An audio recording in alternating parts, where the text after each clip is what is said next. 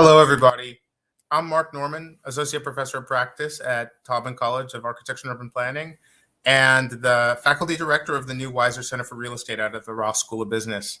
And I'm very happy to be here today with Shaping Future Cities, Chicago.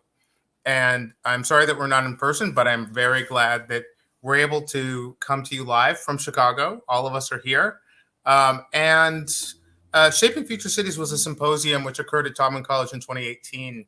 It investigated new technologies and development practices that are transforming cities operationally, socially, and spatially, creating opportunities and challenges for architecture, planning, and development. That symposium brought together professionals to discuss disruptive private sector innovations like ride sharing, data privacy, and ownership, and also how the ways we're experiencing cities were changing, both to include and exclude populations, and in some cases, exacerbating social divides. And all of this before the pandemic. So since that conference, Taubman College has convened leaders in practice and academia from across and beyond North America to assess the implications of change and describe compelling strategies for shaping future cities. It is great to bring this discussion to the great city of Chicago, which is an amazing place to investigate issues of equity, change, recovery, growth, and governance. We've assembled an amazing panel to talk about a number of these issues. I know we also have an impressive audience, so I encourage everyone tuning in to also pose questions in the chat. So joining us here in Chicago are Maurice Cox, currently the Commissioner of the City of Chicago's Department of Planning and Development, appointed by Mayor Lori Lightfoot after his impressive time as Director of Planning and Development for the City of Detroit, and celebrated for his experience in merging architecture, design, politics through multiple public, private, and elected positions. He is leading DPD's economic development, planning, and zoning functions, and also fostering community improvement initiatives throughout the city. And he brought this particular focus to, or he's bringing now that focus to underinvested neighborhoods in the South and West Sides. Jane Dokko hopefully will be able to join us shortly. She is at the Federal Reserve Bank of Chicago. She holds a PhD in economics from the University of California, and she's vice president at the Fed's Community Development and Policy Studies Division. In this role, she leads research and community engagement to create opportunity and improve economic outcomes for low and moderate income people and places. John Ronan joins us, founder of John Ronan Architects and the recipient of this year's Taubman College Distinguished Alumnus Award. He's built an internationally recognized design firm that's based in Chicago, and one project, the Independence Library and Apartments, which we'll talk about today, is one of his recent projects. John Rutledge also joins us, another distinguished Taubman College alumnus. John is the founder, chairman, and president and CEO of Oxford Capital Group, an international real estate, private equity, and asset management firm headquartered in Chicago. The firm boasts a variety of notable projects in hospitality, mixed use, senior housing, multifamily, urban retail, parking, and other operationally intensive forms of lifestyle real estate. So without further ado, I'd like to bring our panel up because there are a lot of issues to talk about the city of Chicago, about where we are in the pandemic, about the state of development and markets. So I'd like to welcome everybody. Hello. Thank you. Hi. And Jane hopefully will be able to join us shortly. But I wanted to start maybe with Maurice and talking about the state of Chicago's neighborhood and thinking about what's going on the South and West Sides. And I think there's a tie-in to what's happening downtown. Sure. Hey, thank you, Marc. It's good to see you again, and University of Michigan fans, alum. I am really excited about this kind of particular moment where I find myself here in Chicago. It was incredibly exciting pre-COVID, serving a mayor who set out an equity agenda for development on the South and West Side. And we started out with a bang, and hundreds of people gathering. on the South and West Side to talk about the future of neighborhoods, the future of the South Side and the West Side. Um, what happened with COVID is so many of the issues that Mayor Lightfoot had teed up um, became amplified as a result of the kind of disparities, both in terms of quality of life, health disparities between the Southwest and north sides of Chicago. So, in a very strange way, the effort to look for a framework of equitable development for the South Side and West Side was only accelerated as a result of COVID. And one of the other interesting aspects of that period was we had already identified this notion of working on urban villages. So we were focused on 10 geographies on the west side and the south side. And the thought was if we could use those community areas as kind of urban villages, where arguably you could get the full assortment of the amenities that one would expect in a healthy neighborhood, um, this would be amazing, right? If we could create these urban villages. Well, in a strange way, throughout COVID, we all lived in urban villages where we were literally not leaving our neighborhood for work, for leisure, for all of those amenities. And so that model, I think, is one of the fascinating lessons of COVID, which were already kind of embedded in the DNA of a city like Chicago, a city that boasts itself as a city of neighborhoods. But there are extraordinary inequities in investment, private investment, and that's the area that we decided to focus on. Could we marshal public resources in a way that would multiply and leverage it for private development that would lead to a much more inclusive growth model? And happy to talk more about that. But we're in the second year, the end of the second year of this focus on South Side and West Side neighborhoods. And the results that we're seeing in terms of leveraging public resources is pretty astounding. Um, 10, 10 neighborhood areas, 10 requests for developer proposals on primary corridors near transit in those 10 neighborhoods. And when we are finished, I think we will be looking at about $450 million of private investment that is being leveraged through this kind of Invest Southwest framework. Wow. So I'll stop there. Yeah, that's great. So Chicago is a city of neighborhoods. The Central Business District is a neighborhood and an engine for people from all parts of the city to come and work in jobs of all skill levels and all socioeconomic backgrounds. So John, just in your experience, how is the CBD doing? And in terms of your investments, hospitality, retail, where are we, let's say, almost 2 years into this pandemic?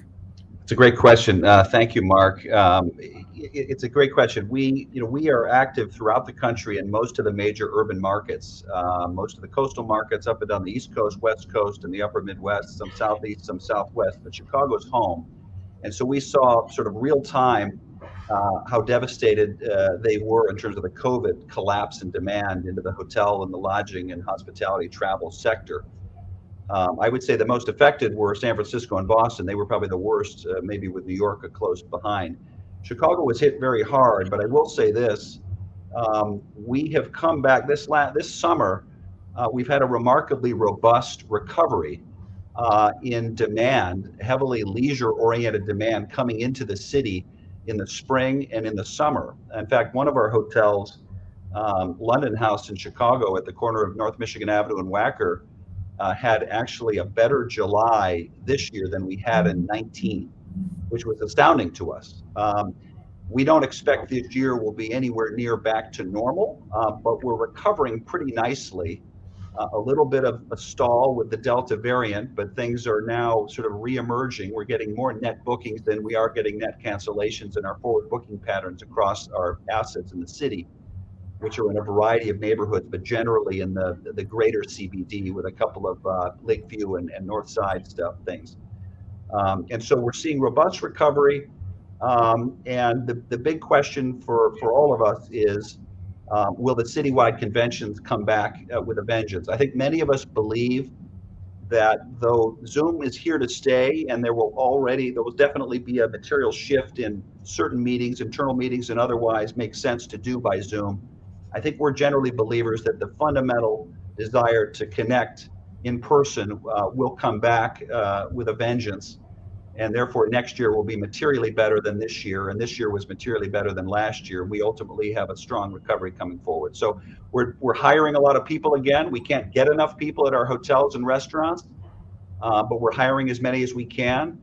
And I'd say that, we're encouraged. Great. And I think, the ULI convention is a test case. Hybrid, many people in person, populating the McCormick Center.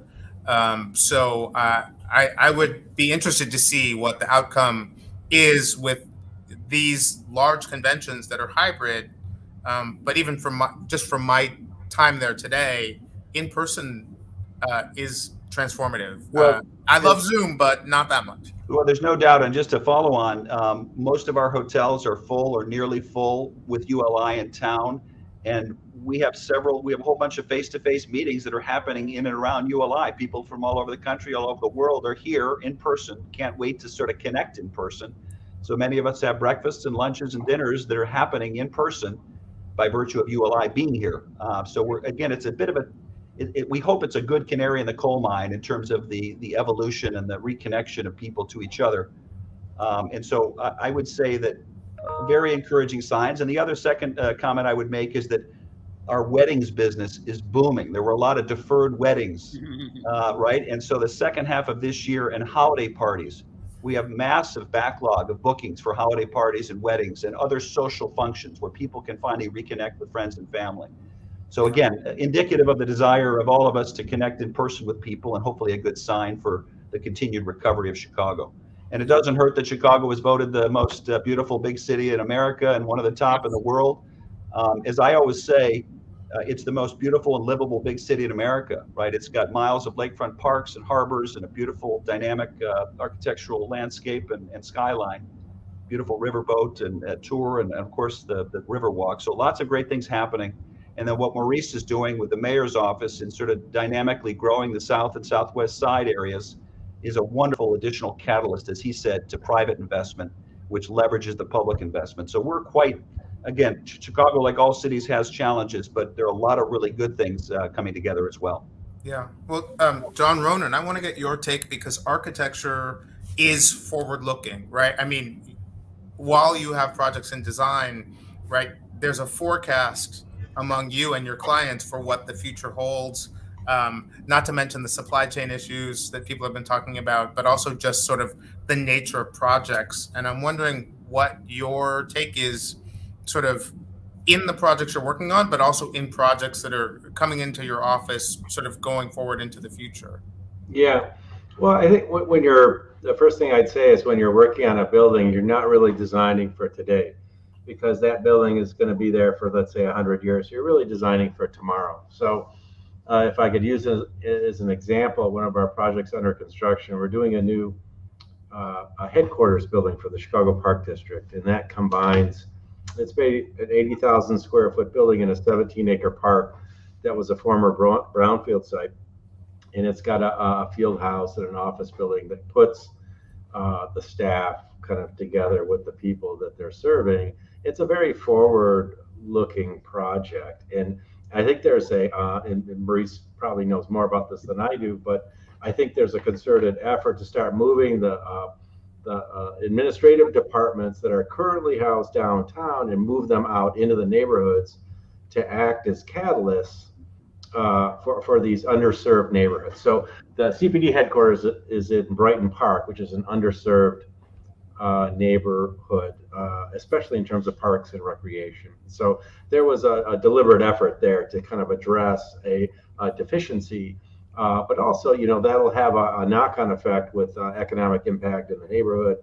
There'll be lots of employees there that need to go out to lunch or so on and so forth. And so, to me, it's a very forward-looking initiative by the city, and they're in CBD's in a building downtown, actually right across the street from me, and it's initiatives like that are get you really excited. Yeah, well, maybe that gets us to talking about sort of civic infrastructure. I mean, I think that's one of Chicago's strengths, is just the level of design and detail in the neighborhoods in downtown. So maybe I'll get your take on this, Maurice, but also John, looking at the Independence Library project as a form of civic infrastructure, in addition to having housing and incorporating affordable housing into it, seems like it could be a model. And so I'm wondering, sort of from both the sort of architecture perspective, it's a beautiful building, but also from a sort of planning perspective, if we're going to see more projects like that, and if you've seen sort of the way that has sort of enmeshed itself in the neighborhood. Yeah, John, I mean, clearly, I was looking pretty hard at this mixed-use library hybrid that 3 were done. And it was a great example of taking a local priority, like the need for a branch library and the need for housing, and to bring them together and to put them on a major corridor that could have a catalytic impact. So what I love is just the focus of it, the mixed use of it. And in fact, of the 10 RFPs that we issued, there's one, and it's in Humboldt Park, where old incredible bank, historic bank, Pioneer Bank on North Avenue, when we socialized that development opportunity, the community said they wanted the new branch library to be a part of the developer's response. And so we've got two amazing Latino-led development teams, both who are proposing a mixed-use development project with an anchor branch library in it. And we will be evaluating them over the next 6 weeks. But this was an example, of a community speaking their priorities, the city listening to it, folding it into the development manual, and then putting out the call for proposals. And I can think of numerous examples where the city didn't own any of the properties that we RFP'd. So what we did was, when we started the community engagement process, we asked the community, where should we start? What are the buildings that you love that have been shuttered?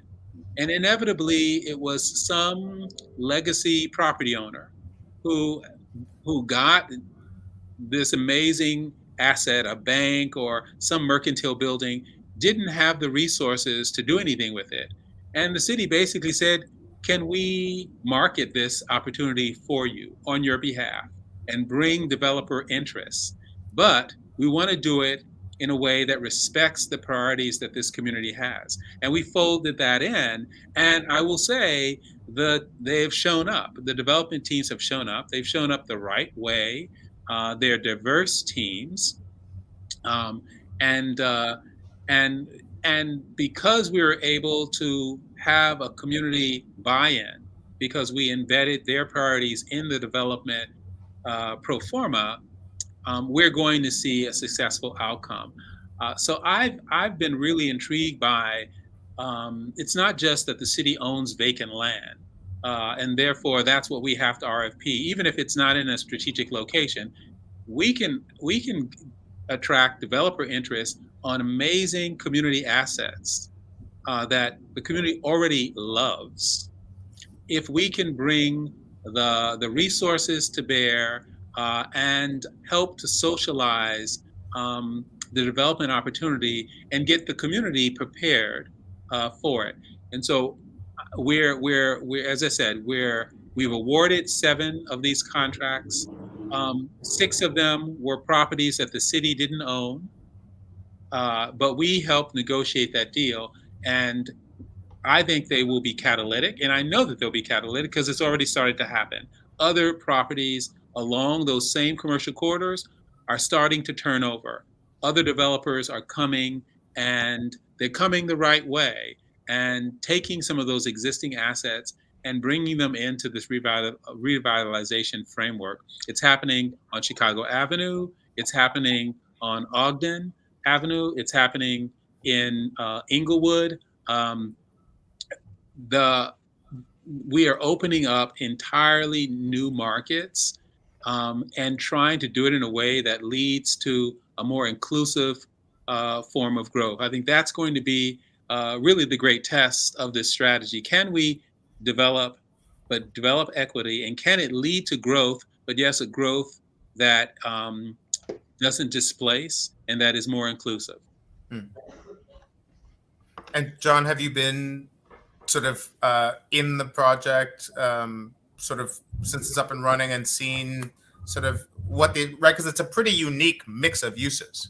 And so I'm wondering sort of like how, like, as a model for mixing those uses, do you see that sort of working and being a catalyst in neighborhoods? Yeah, and to answer your question, yeah, we hope to be involved. We're not involved in the first round, but we certainly support the program and hope to be involved. And I would add one thing to what Maurice said, which is what's kind of unique about Maurice's program is, yes, it's inclusive, it's about equity, it's catalytic for these neighborhoods, but it's underpinned with good architecture. You know, there's a kind of a respect for architecture there. A lot of times development is like, any development is seen as good, and kind of like the quality of the architecture gets kind of set aside for the greater good. Or there's like, you know, hey, we're trying to, and what Maurice is trying to do is kind of have it all, and bring the good architecture to these neighborhoods, because everybody deserves good design, right? And it's not just development. So although that part is super important and very exciting, it's bringing good architecture to these neighborhoods too. Because I think when you build a good building, it says that you respect people, you know, and it says that they're important, you know, and that you want someone that walks in that building to feel important and to feel that they matter. And that's what good design does. And And John, I appreciate you highlighting that, because I talk about design and equity, and I usually talk about them in the same sentence, because for me, showing up with architecture that respects the place where you are trying to develop is everything, because it shows, as you said, an extension of how much you respect that community. Yeah. But to do that, we had to enlist some of Chicago's flagship design firms and development firms to help imagine what's possible on these opportunity sites. So we had, you know, Perkinson Will and Juan Moreno and Gensler and you know, the Smith Group and SOM all donated their services pro bono to imagine what would be possible on these catalytic sites. And so we didn't wait for a developer to say, what would you do here? We showed them what the opportunity was for that site, also programmatically, but also architecturally. We set a bar. And to many people's amazement, the development teams went out and they hired architects that could meet that bar and exceed that bar. And so what you're going to see not only is projects that are financially feasible, but projects that are drop dead gorgeous. And they will establish that this is the norm for how you develop on the south and west side. We're getting to a place where the projects on the south side and the west side will be establishing what the next design bar is for excellence in Chicago. And I'm already hearing it. People are saying, why aren't the projects that developers bringing to the north side look as good as the projects that are coming forward in the south and west side? I love it. Well, and good design and good architecture is inspiring, right? I mean, it's inspiring to people that live there, that people go into the buildings, and it creates an aspirational, sort of uplifting psyche, I think, amongst the people that live in and around great buildings, right? So merging the two, they aren't mutually exclusive, right? Again, it's the economic development, as John Ronan rightly said, and as Maurice said, it's integrating that with just high quality design and architecture. And Chicago is frankly renowned for great architecture. It is the city of architecture. So it's exciting that you guys are all, again, bringing it into the neighborhoods there. I'm doing my best to do it in and around the CBD, whether it's new development or redevelopment of existing historic structures. So knock on wood, good progress. So John, on that note, we're seeing a lot of new development. I think Maurice talked today about billions, maybe $6 billion worth of new development on either in the pipeline or underway in the next couple of years in Chicago. John, I imagine you're a big part of that number. And it's happening all over, right? There are the projects that Maurice is incubating and shepherding on the south and west sides. There's Fulton Market, there's Lincoln Yards, the list goes on. And I'm wondering if we're seeing a different way of developing. Like, is the CBD an engine, but not the engine? Are we seeing sort of different neighborhoods evolve into more mixed? I would say mixed use, but like just mixed neighborhoods. So not particularly an office district, not particularly a hotel or a convention district, but something new or something different in Chicago? Well, again, is that John Ronan or John Rutledge, please? Well, both, but let's start with you, John Rutledge. Okay. Yeah, no, I would just say again, first of all, I just think that, the heart is getting larger and the various, the muscles around the CBD, the engine, are getting stronger and broader and bigger. And so it's sort of attaching, like our projects in the South Loop. The South Loop has exploded with activity. And so the South Loop is merging into the Central Loop. And so again, you're extending in every direction, the West Loop and Fulton Market and the North Loop, and again, the Southwest Loop. All of those things are expanding out, and then the neighborhoods are sort of coming in. So it's becoming a more integrated ecosystem economically. And I think over time that will continue. So I think that, again, the South Loop, I think, is an explosive example where there have been a lot of apartment buildings that are built there. People want to be able to live and walk to work, and it's just it's a great live, work, play balance. And so, we bought, for instance, the old Essex Inn and closed it and redeveloped it, turned it into the Hotel Essex, and then we built a 56-story apartment building at 808 South Michigan Avenue. And sure enough, there's another project now, not ours, but is likely to happen at 1000 South Michigan Avenue. And then if you go further south along Michigan Avenue in Indiana and Wabash, there have been lots of developments, of course, Central Station. So lots of good energy. Momentum begets momentum. And I'm just seeing that in a variety of neighborhoods. Yeah. Well, and John Ronan, I mean, you're working in many, many neighborhoods. Is there are you seeing different scales of development, scales of development that might have been associated with near North or CBD sort of in other neighborhoods? Yeah, but we're not doing them. We're not doing those. What I do, I think an important thing as the city, well, I would say two things about this kind of $6 trillion thing. And the first I would say is we had a big building boom here for the last 20 years or so. And not a lot of great buildings came out of it. Okay, we don't have a lot to show for it in terms of great architecture. We love talking about, Chicago is a great architecture town, and but that last boom, we didn't produce a lot of great buildings. Okay, Maurice is doing something about that. Okay, so Maurice create this committee on design where it's like, okay, let's raise the bar a little on design so that we don't blow it. The next, this next boom, we don't blow that one too, right?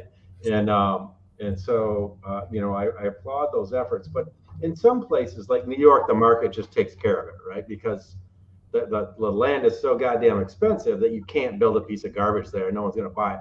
But what the reality in Chicago right now is you can build a piece of junk and it's going to sell. Someone's going to buy it. So there's no incentive for the developer to do something better other than their own reputation, right? And so Maurice has kind of stepped in and said, hey, when the market's not working, you got to step in and maybe put your hand on the scale a little bit. And so what I like about this committee on design is it said, okay, it just raises the expectations, right? Raises the standards, raise the expectations so we don't blow it again like we did last. Yeah, I couldn't agree with you more. I mean, I had to do like an assessment or reflection on, the economic development activity under the Lightfoot's administration. And so, I literally looked at all of the plan developments that would go before the Plan Commission. And, to my amazement, it has genuinely moved, stretched the central business district. So now you have the near north. So you have Hopkins, Alderman Hopkins and Riley. You have the near west, which with Burnett, Alderman Burnett. And then you have the near south with Sophia King. So in Alderman Burnett's ward, which is the west, there were 36 planned developments in the past 24 months. That represents $6 billion in the pipeline. In Alderman King's, the south, near south, there were $4.4 billion of development. And so I really started to say, well, how are we going to produce the next generation of extraordinary Chicago architecture? That's a lot of pipeline. And who are the influencers and how that is being shaped? And I thought, well, why don't we get some of the best and the brightest of Chicago design talent and have them have a conversation peer to peer to help those developers and their architects produce the very, very best work they can. And I will tell you the level of conversation that they're having, and it really is peer to peer. There's a level of respect for the critique and the suggestions and the recommendations that are coming out of it. And it is moving, I believe in the long term, it will move the needle. And at the same time that we're talking about neighborhoods that are growing, that 2% of growth that you've heard about from Chicago census, it's all in that geography that we're talking about. The areas where the mayor has decided to go on the south and west side, they're still losing populations. We're still trying to stabilize that population. And to do that, you have to give people a reason to stay. And they know that their neighborhoods are valuable, they've stayed, and they only want good things to happen. So it's our job to make sure that everything we do in that neighborhood gives them one more reason to stay in love with that neighborhood. And to have the level of services that really every neighborhood deserves. And so we're putting neighborhood development right next to downtown loop development. And we're demanding the same level of excellence from both. And I actually believe that that's the conversation that Chicago has always wanted to have, because it's, again, a city of neighborhoods. The engine might be downtown, and there's no question at the heart of the city and the economic engine is downtown. But because the neighborhood opportunity bonus system, where the downtown zoning district actually provides bonus that goes into neighborhoods development, we recognize how much we're tied at the hip. And so I talk about just through September, $65 million was generated of zoning bonus fees, from zoning bonus fees that goes to support Black and brown entrepreneurs on the South and West Side.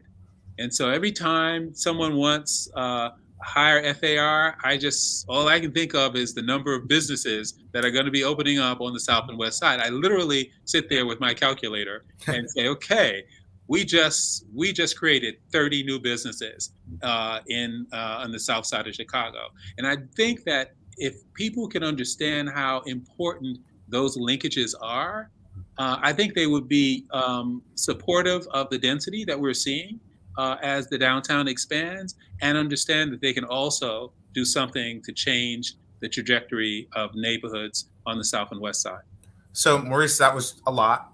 And for our, I know everybody on this call is versed in development, design, planning, but FAR floor area ratio, the New Yorker in me always thinks about that as going, FAR being bought by adjacent properties and the adjacent property owner benefiting by giving those development rights.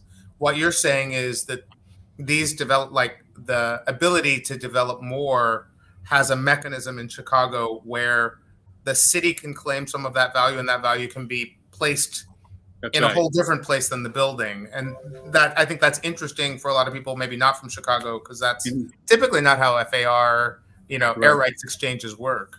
So I find that fascinating. Yeah, and I actually believe that as we continue to try to figure out not just how you transfer that, like the Robin Hood principle, leapfrogging across geographies, I'm actually interested in how you could use it to support legacy businesses that are right there in those areas that, quite frankly, are gentrifying. Is there a way to create a fund still based on this model that would allow a diversity of retail price points to happen in a given geography, not transferring it somewhere else, but making sure that you have a cross section of economic opportunity in place. And so we're continuing to look at how we can tweak public policy to create the kind of mixed income environment that we all really want to live in. Yeah. So I have encouraged people to put questions in the chat, and I also hate that moment myself where we have no room for questions at the end. So I like to weave them in. And Drew Deering has put a question in the chat. But John Ronan, did you want to say something first? I have a question for John. Yes. Please. So can you talk about the migration from Michigan Avenue to kind of the Fulton Market area, and what's going on there, and is that a long-term trend, or what do you see as the future of Michigan Avenue versus these kind of really kind of burgeoning areas on the near west side? Well, it's a good question. I don't think of it as really Michigan Avenue shifting to Fulton Market, as I think there's clearly a meaningful momentum of businesses locating sort of expanded offices, and in some cases relocated offices from the CBD to Fulton Market.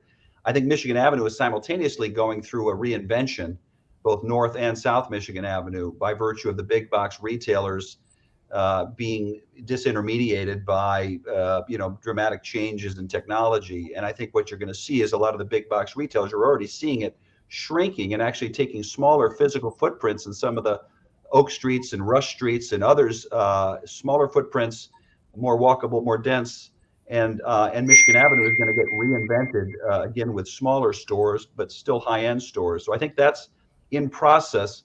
But I think the Fulton Market dynamic is adjacent to the trains, adjacent to the highways, new buildings getting developed, and again, momentum begetting momentum. The live, work, play of McDonald's headquarters and Google, and the people living there and then dining there and then working there and walking to work. I just think it's this emerging sub-market, not unlike Soho or back in the day or Tribeca or any number of sub-markets in New York and other markets like that. So look, I think the CBD is going through a dramatic reinvention. It's expanding.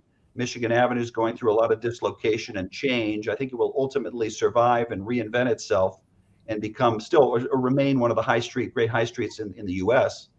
And Fulton Market is the fastest growing ecosystem in Chicago. There's no doubt that the capital markets view Fulton Market almost as its own separate ecosystem than the downtown. In other words, people will invest in apartment buildings and office buildings and retail and even hotel in Fulton Market, where they may not feel as comfortable investing in the CBD specifically, because it's thought of as such a virtual sort of ecosystem unto itself. But it is clearly correlated to the overall vibrancy of Chicago, the CBD, and then the neighborhoods as they're getting integrated.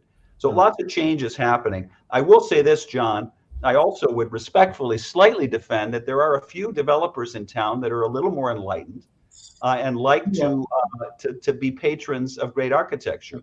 And so, many of us in town take great pride in hiring and collaborating very closely with high quality architects and doing our best to come up with high quality design together that's also financially viable. So I'd like to think that some of the projects we've been involved in were actually attractive buildings and buildings that we can be proud of, and some of my peers the same way. But I think there's no doubt that I think we will benefit from Maurice's raising the bar even far and further and making sure that we have an even higher level of design expectation everywhere, and particularly in the neighborhoods as the South and Southwest sides reemerge, whether it's through reinventing great buildings, as Maurice said, that are already there, that are sort of falling apart, but they have this great legacy and great bones, or it's creating brilliant new structures that inspire people. So I'm sorry, Maurice, did you want to say something? Well, I also was interested in the adaptation, the ability for markets to adapt to the moment, and we certainly saw pre-COVID the vast majority of the projects that were being permitted in Fulton Market were commercial office, hospitality, active ground floor retail. But there was a kind of line drawn in the stand that the properties north of the lake should not have residential in them. That the dominant thought was this is a economic job center. COVID happened, and a lot of those projects north of the lake actually no longer penciled out because the demand for commercial office was not as strong there. And so we began to talk about how can we relax these rules and allow developers to now add residential north of lake. And so we are seeing projects that are coming back in to change their development strategy to increase residential. And so I think it's important because it's going to give us that walking proximity to an employment center now that Fulton Market has really identified itself as probably as as said, that adjacent to downtown economic job center. You can now fill in with residential, which gives us another opportunity to do a different type of architecture. But I thought it was really important that the city was willing to kind of listen to what the market was saying and to pivot quickly to capture that momentum coming out of COVID. And I will say, if I could, we've also seen during COVID that the most economically vibrant submarkets are those submarkets that have residential density in them, because the residential density creates demand for the retail and creates vibrancy along the street level. So I think these live, work, play environments and ecosystems are ultimately proving to be the most viable. And so I think there's going to be, again, more in New York City is a great example of, the high-rise residential next to high-rise office with retail and all that. And we certainly have good examples here, but I think we're going to see more and more of that. I think it's a more healthy dynamic. Mm-hmm. So speaking of being nimble, so Drew Deering's question is around the challenges of climate change. And in the New York Times, there was an article, a long article about Chicago, and these great amenities it has, its river and its lakefront, but also some of the perils that climate change might potentially create along that. And so I was wondering, in all of your practices, which are, thinking long term, and in some cases, using our rivers and our lakes and our old rail yards and other things as amenities. Sort of, how do we think about sustainability as we grow in these places, right? Still along the riverfront, the lakefront, the former rail yards, places that might be climate vulnerable, but also are natural places for the city to grow outside of the CBD. That's a great question. I don't know, John, Ronan, you want to try it first? Well, I would just explain to Drew kind of how it works in Chicago. The projects that come in front of Maurice are required to meet a certain level of sustainability, and it's kind of left to the developer or the owner how they want to get there. There's kind of a menu of options, but you have to meet a certain level of sustainability, which I would say I would equate the minimum level to like a LEED silver to kind of put it in the parlance, and Maurice can say more. But I think the question has an interesting embedded in it is sort of an interesting idea, is that could we is there a LEED for neighborhoods, or could there be kind of a neighborhood level sustainability plan that would aggregate multiple properties? And I think that's maybe the next step. I don't know how you would implement that or how that might happen, but I think that could be the next step. I would say that, I mean, you could tackle this in many different ways. The sustainability matrix, which again is just standard practice now of projects. But more recently, there's been, Chicago is blessed with an amazing public transportation infrastructure. And the idea of aggregating our development around transit mobility, once again, a normal practice, right? Transit-oriented development. But interestingly, as it's played out in Chicago, it hasn't always been equitable. It's been a reason to not overpark developments near transit in the north side, but it has not actually catalyzed development on the west and the south side. So the city, through a year process, went through an equitable transit-oriented development public policy visioning, and we adopted it this past summer that will reward development through incentives to cluster around places that are transit served and that have a high degree of affordable housing in its income mix. And so we're starting to see, projects on the south side that, have a density, we have to get the community comfortable again with density along these transit corridors. So that's one major change, right, that I'm seeing. And then I think you will see a resurgence of land maintenance strategies, because we have a lot of vacant land on the south and west side that could be doing so much more in terms of the greening of neighborhoods, in terms of restoration of the urban tree canopy, that with the Biden's recovery dollars, we are going to have an opportunity to put tens of millions of dollars into creating a kind of a green neighborhood infrastructure based on the assets that those neighborhoods have.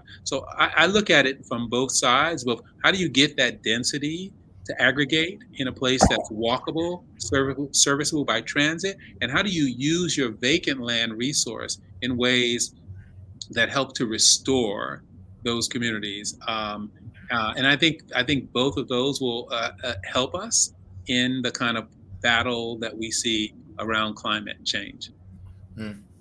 And I'm wondering if the process of doing a new city plan, citywide planning process, incorporates that. I've heard a number of people reference the Burnham Plan, which is a long time ago, and wondering if as we formulate new plans, how those are different, are future looking, and how they, right, I think by their very nature, they have to acknowledge, right, climate change, equity, things that, might not have been present in the Burnham Plan. Sure. No, I mean, my hat's off to Mayor Lightfoot, who, when I came on board, she said she wanted to do a long-term vision for this city. At the same time that we do real proof of concepts in equitable development,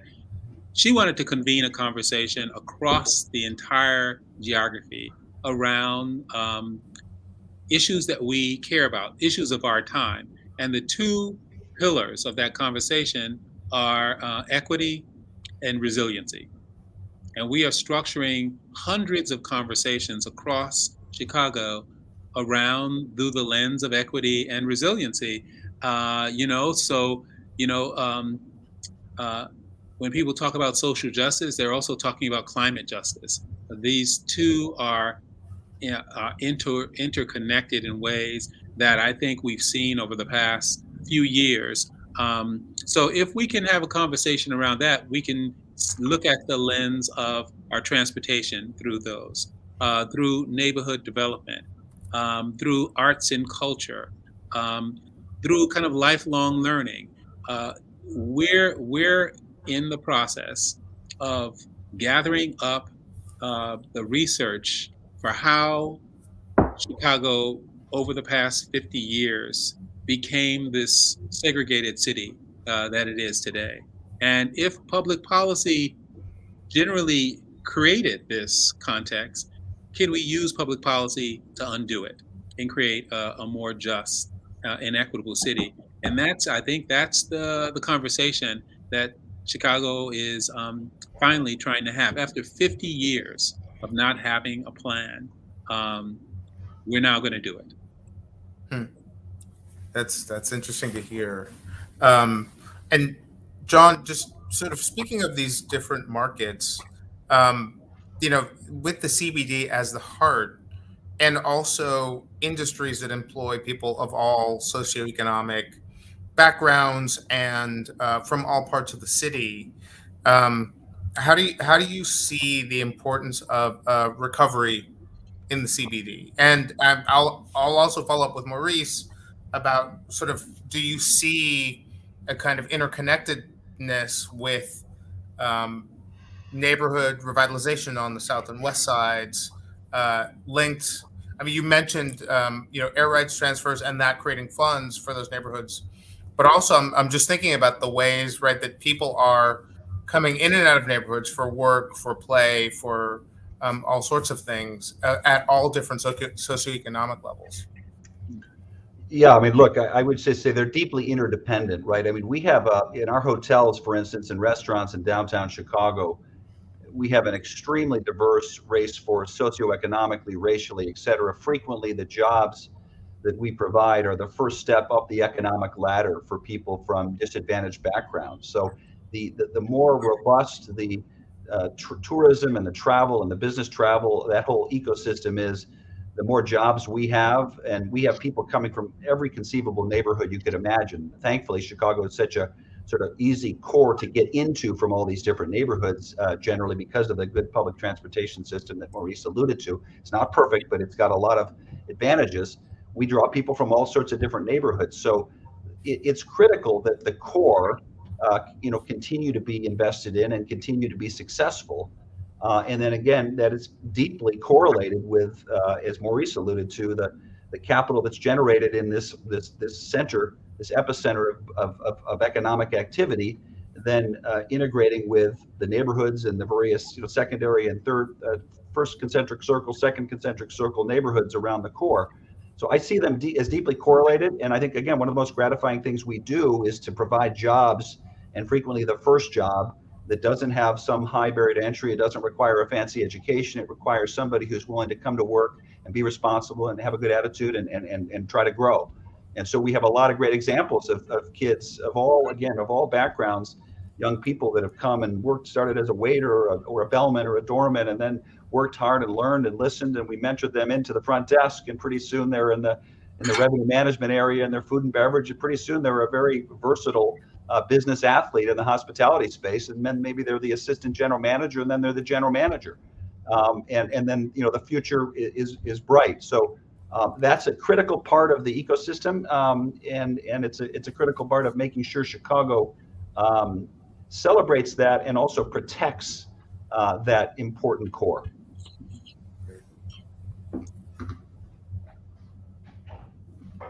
Maurice, I'm just wondering, if I'm sure you've crunched a lot of data and done a lot of analysis on sort of the flows. One of the things I've heard you talk about in the past is sort of retail leakage, in looking at the ways we help neighborhoods and also build economic development bases. Sure.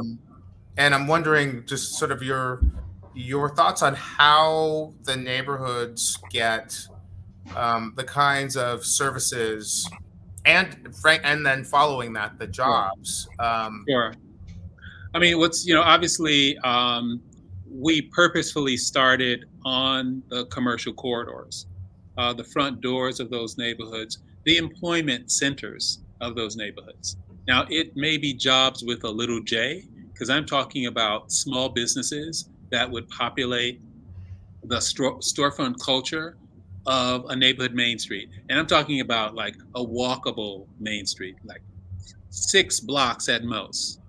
But if you can create a catalytic investment that might actually be a destination.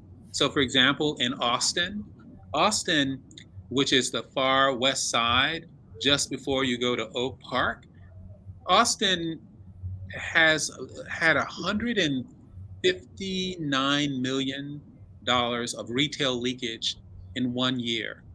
159 million. And we know where it's going. It's going right over to Oak Park, where they have a wonderful main street where people can, like, they have a restaurant row and people can do shopping. So we started to say, well, what if we captured that, just a percentage of that? How many businesses could we start? And how many neighborhood residents would those businesses employ and capture those dollars? And so on one end, we have this neighborhood opportunity fund that allows for entrepreneurs to get grants up to $250,000 to occupy the ground floor of those retail spaces. We have another program which tackles the corner block condition, that typical corner retail with like 6 to 12 units above, usually a historic building. We now have a way to fund up to 50% of the costs to rehab those if the developer is willing to secure long-term affordability in those units. And then you have the kind of catalytic Invest Southwest projects, which bring a kind of cultural destination. So we expect folks from Oak Park, if there is a blues museum, or if there's a cafe or a series of restaurants that have a kind of cultural variety, good food, people will come from all around. And we really believe that not only would it serve those who live in Austin, but all those passing through Chicago Avenue might patronize those businesses. So I'm particularly intrigued by, of the 12 corridors that we've identified, which are going to be the 3 or 4 that are going to turn not only into places that serve a local community, that become a citywide destination. And I actually think you can curate that. You can actually design that. I can't, I've got my bets. I think Chicago Avenue may be one of them. I think Inglewood might be another. I think Ogden Avenue in North Lawndale. There's certain, obviously 47th in Bronzeville.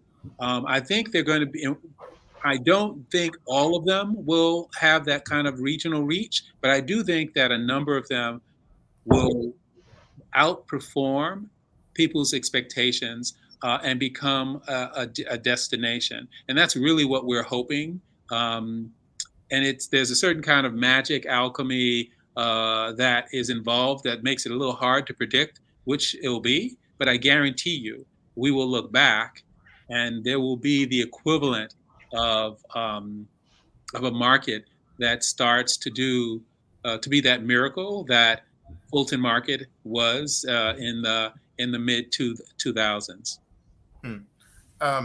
I'm sorry that Jane can't join us because she could talk a lot about inflation, about the current economic market, about labor shortages and things like that. But we have a question from Liliana Gonzalez, and I might direct it to you, John Ronan, just about how you're dealing with this current market of increased costs, and I imagine pressure on value engineering and other things to get deals done, but also maintaining the quality of design and not compromising it in this sort of inflationary market we're in. Yeah, well, there's two things going on. One is systemic and happens all the time, which is things just get more expensive, and so you're always, as an architect, you're always trying to do more with less, and you have to kind of sharpen your pencil, and that's just creativity, and how do you make more out of less, and that's always been the case for architecture. What's different now is all the supply chains are messed up because of the pandemic, and so you can't get stuff, or like I'll use the Park District building as an example. We did the most basic construction because paid with taxpayer dollars. We have to be, cognizant of, how we're spending money and so forth, and be fiscally responsible. So the structure is walls of reclaimed Chicago brick from old Chicago schools, which gets back to Drew's question.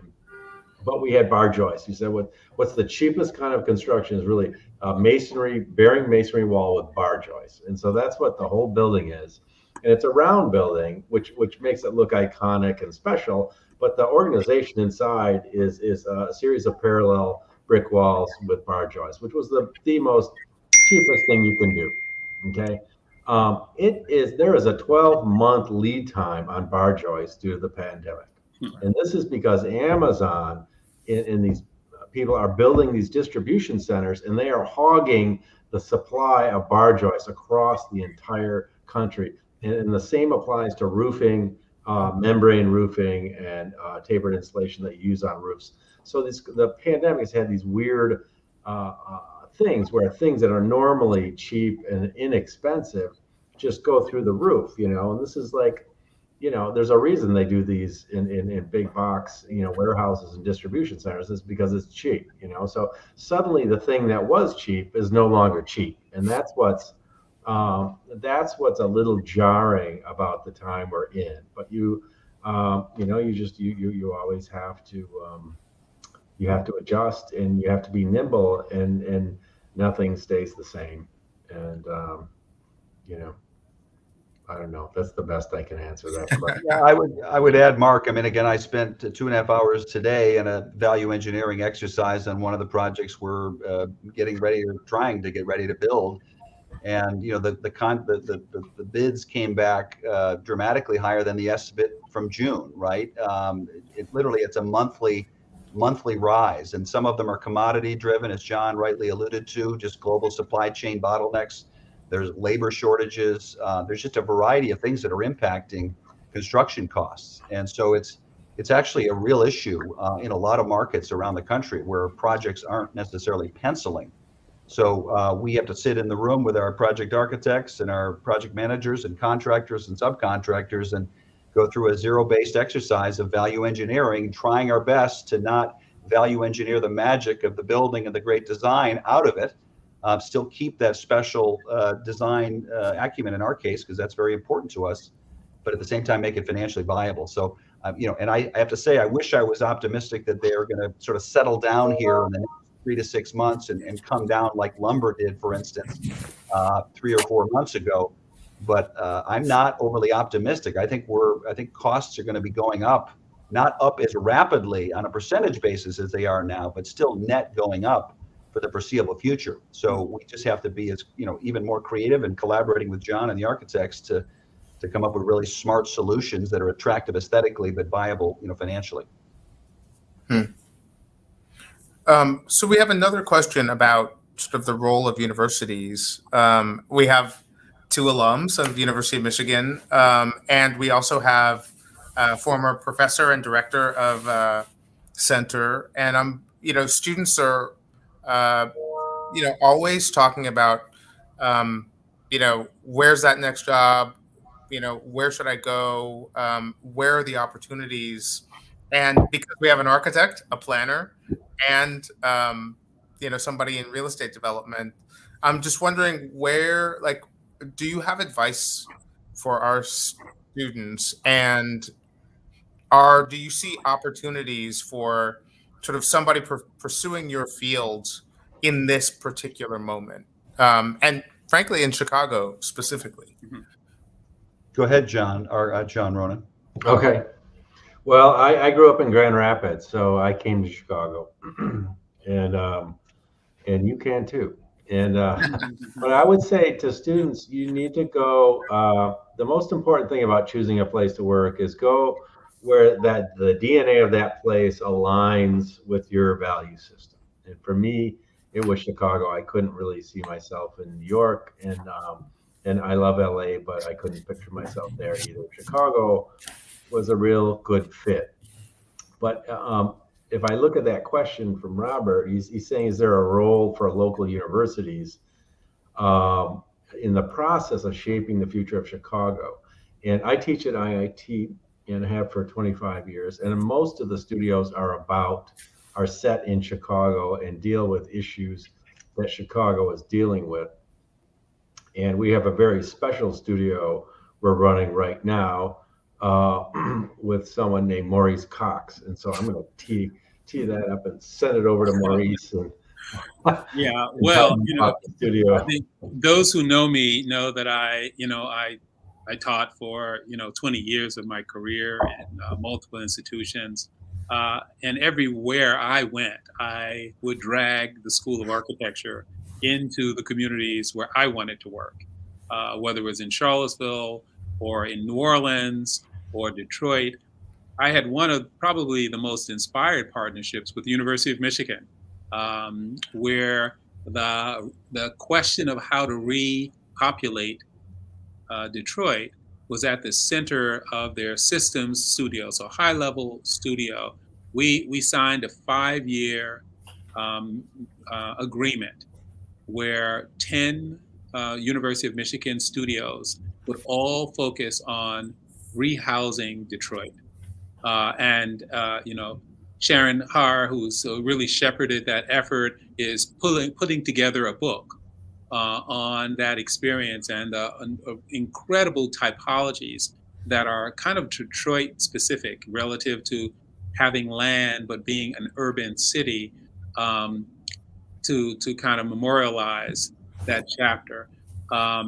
And the same really is the case with IIT and Reed Kroloff and the kind of Chicago studio. I've done several now where students have been able to be exposed to and get aligned with the agenda of reimagining the South and West Sides. So wherever you have a university, and it's not just the School of Architecture, it's the business school, it's a whole host of schools that if they really are to be impactful, they're impacting the communities in which they reside. Now, I will also say that it's really important that students step outside of their comfort zone, because this is the time to test related disciplines. So, we now have a series of interns. They're coming from RPI, Rensselaer Institute, Polytechnic Institute, and they are interning, architecture students are interning in the planning department and getting exposure to kind of the larger framework of design that they wouldn't have otherwise experienced. And so I think it's really important that architecture students test out other disciplines, whether it's an internship, whether it's a business course at the business school. What I would have done to have taken one good business course at the business school when I was coming through school, and no one told me that architects had to know how to run a business. John? I would add, I just want to tag on something there to that question to answer it very directly. I think the University of Michigan could do a Chicago studio. There's Absolutely. no reason that University of Michigan should restrict itself to Detroit in its own backyard. In fact, I would say the issues of Detroit are kind of particular to Detroit. And I've talked to Jonathan Massey about this for a number of years, that U of M should branch out across the Midwest. It's U of M is like one of the strongest, if not the strongest school between the coasts. So you really have a larger territory where you can move. And it just makes perfect sense that U of M would have a Chicago studio. Yeah. You could let's do it, Marc. You know, take that one back and say, you know, University of Michigan needs to have a Chicago studio. Well, and I'm an example of a guy who grew up in suburban Chicago and went east, in quotes, to the University of Michigan, right? And there are generations of Chicagoans that go to the University of Michigan, right? That's been happening for a long, long time. And of course, a lot of New Yorkers go to the University of Michigan, a lot of people from all over the country, which is part of what makes it such a great school. It really draws from all over. But I think a Chicago studio makes total sense. There's a huge alumni base in every conceivable industry in Chicago of Wolverines. And of course, most cities, thankfully, are like that. That's part of what's so special about the sort of Wolverine nation, I call it. But I'd say in terms of Chicago, coming to Chicago, to the city, for me, it was just a combination of, yes, I grew up in the suburbs, so I knew the city. We traveled a fair amount and seen other cities, but it was this unique combination of big, robust central business district with cultural amenities, academic amenities, commercial amenities, and activities. It was a really dynamic ecosystem and a diversified ecosystem in terms of the economic drivers. And I thought it was a place that would be full of opportunity, right? And so for me, it was coming to this place and then building my career here and using it as a sort of my base camp. We've been very active all around the city, all around the country, and other cities, and some international stuff. But it's a great base of operation. So aesthetically attractive, deep cultural amenities, a wonderfully eclectic city in many ways. And again, it has its challenges like many cities do, and in some cases even bigger challenges.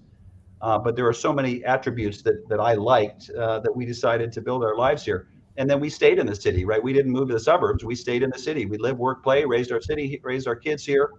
And my whole orbit is about a 10 to 15 minute orbit between work and school and home and where I work out and my church, and everything is literally a 10 to 15 minutes away from each other. So it's actually a very efficient, low stress quality of life to live at the epicenter of a really big, robust city. It's the 15-minute neighborhood I heard Maurice talking about 6 years ago. There it is. Yeah, I'm living it, right? And John probably is too. Same here. Yeah. So we know that Maurice has focused studios on the south and west side. John, what would your sort of problem set, prompt, case for students be if they were to come to your office for Chicago? Yeah, I mean, there's just so many opportunities. I do a different studio every semester because I don't like doing the same thing twice. But like, what are some of the unique things you could do here? Chicago's known for high rise. You could have a high rise studio, a U of M high rise studio, and because we have some of the best structural engineers in the world that are known for progressive high rise design. So that's just one example. But it could be site based, site along the river or all along the lake.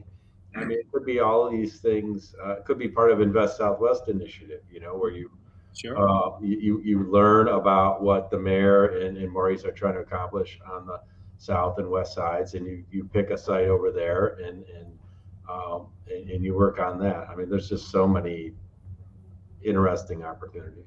Yeah. Well, and John Rutledge, my life has been sort of at the intersection of planning and development, and I know yours is very much intertwined with design, architecture, real estate. What would be your sort of dream of engaging students in Chicago around a project or a topic? Boy, I mean, my dream would be to bring people from, Maurice alluded to, boy, he wished he'd taken a business class. I think many people in business wish they'd taken an architectural class, right? I mean, I just think a more integrated educational curriculum, actually, on many levels, would frankly make for a more robust academic foundation for many people in society. In terms of a vision I would have, I would just love the idea of sort of a big mixed use complex, in the South Loop or in the South Side or somewhere adjacent to the core, perhaps, that draws from people of all walks of life across the socioeconomic spectrum. They have business people, but they have artists, and they have, again, teachers and cops and a variety of others. So to me, the vision would be, let's vision that project that appeals to these multiple constituencies, and let's make it economically viable. That would be a sort of a goal that I'd love to enlist some of the University of Michigan students from across the spectrum to engage in. Yeah, well, I'll get to work on that. I've got one. What about a studio to cap Soldier Field to keep the Bears in Chicago? Yeah, that's actually a good one. And I have to say, many people know this, but we started a real estate minor for undergrads. We have a graduate certificate in real estate for grad students, and it's incredibly interdisciplinary. With School of Engineering has a construction management program. Students take that. Kinesiology is an interesting partner because they have a sports management program, and professors specifically that look at entertainment-related retail. So I think we could probably put something together. And the students are definitely interested, and hopefully this new Center for Real Estate helps to catalyze some of that. But I see that we're also coming to the end of our time, so I was wondering if you all had any last thoughts for our audience tonight. Yeah, I'd like to just bring up affordable housing because we didn't talk about it. So I think an affordable housing studio would be a great idea, and you could work with a developer here in Chicago that does affordable housing that could show you how the economics work, the tax credits, and so forth, and meet maybe some people in the community. But affordable housing is a huge issue in Chicago. So it goes back to Robert's question. We need to solve this problem. As the economy changes and you get these extreme wealth disparities, it's becoming more and more of an acute problem. And one of the things the Independence Library and Affordable Housing Project did that we worked on was try to change the way people think about affordable housing and make people more accepting of it as part of their community. And I think it was largely successful in this regard. We all know Chicago has this kind of terrible legacy of the way they handled social housing in the past, a very expedient kind of way. But I think that's a problem facing us as we go forward. I think the Chicago Housing Authority spends $368,000 on each one unit of affordable housing, and that's not going to be enough to meet the demand. So it's going to take some creativity there on the part of developers and architects, and I think city officials or code officials to solve that problem, and students too, because that's the world you're creating. I will say this, you're absolutely right, John, and it's something that I think many people are focusing on. It's nowhere near as acute a problem here as it is on the coasts, because development has been more welcomed here generally, and it's been easier to get developments approved and financed in Chicago by far than San Francisco or downtown LA or Boston or New York. With that said, it's absolutely a challenge, and it's got to be something we're addressing throughout the country. And there's a tricky balance. You want to, if you have a low barrier to entry market like Houston, where there's very little barriers to entry, you're not going to have anywhere near as much of a problem. But if it's too high barrier to entry, and you get no housing, and it's a disaster. And obviously the consequences of those policies are manifesting themselves, particularly in California and in other markets. So I hope Chicago can be much more proactive. I think these adjacent dwelling units and these some of these solutions around that are being discussed and that are being implemented are certainly a good first step. We've got to be super aggressive about doing it. Yeah, and I'll just say, both Johns, I had a affordable housing lender talk to my public-private partnerships class last week about a project they're doing in downtown LA or in Los Angeles, and those units for formerly homeless individuals are $630 each. 630,000. Yeah. 630,000 per unit. So I don't think that makes anybody feel better. And prices are going up. So it's definitely a problem to solve from finance, development planning, and the design angles. It's about allowing dramatically more density in neighborhoods, including suburban neighborhoods and urban neighborhoods. Yeah. And that is the reality. And that's the only way it gets even any meaningful progress can be made. Remember, density is more environmentally friendly. It is a much more environmentally friendly approach to development than. I got to take you to some of my community meetings on the south side of Chicago. Yeah, this is at the core, right? Can you do development and do it equitably? Mm-hmm. Can you grow neighborhoods again, but they grow more inclusive?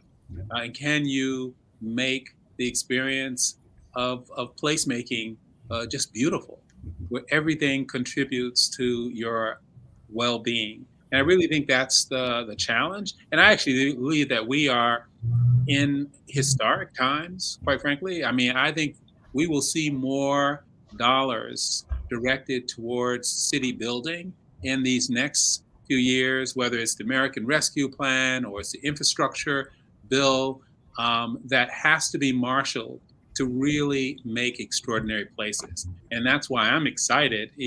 Despite all of the challenges of doing this right, we get a chance to do it and correct some of the ills that are associated with development or that are associated with affordable housing. I think we're really poised to pull it off. I couldn't think of a better city as a laboratory than a city like Chicago. As again, that third coast, incredibly affordable, an enormous infrastructure of higher education, and a legacy and a history that they're very, very proud of. So looking forward to this assignment. Great. Well, I want to thank our audience for joining us and talking about design, planning, development in the city of Chicago. I want to thank Maurice for joining us, John Rutledge, and John Ronan. And I'll make a plug, since Jane Dokko can't join us, for people to look up Project Hometown, because the Fed is looking at a lot of these issues. The Chicago Fed specifically, which covers Wisconsin, Illinois, and Michigan, are looking at those issues of affordability, of economic inclusion. So I think it's definitely a good addition to some of the things we talked about today. I just want to thank everybody for joining us. Thank you, panelists. Thank you. Thank you. Yeah, it was really good. Thank you so much.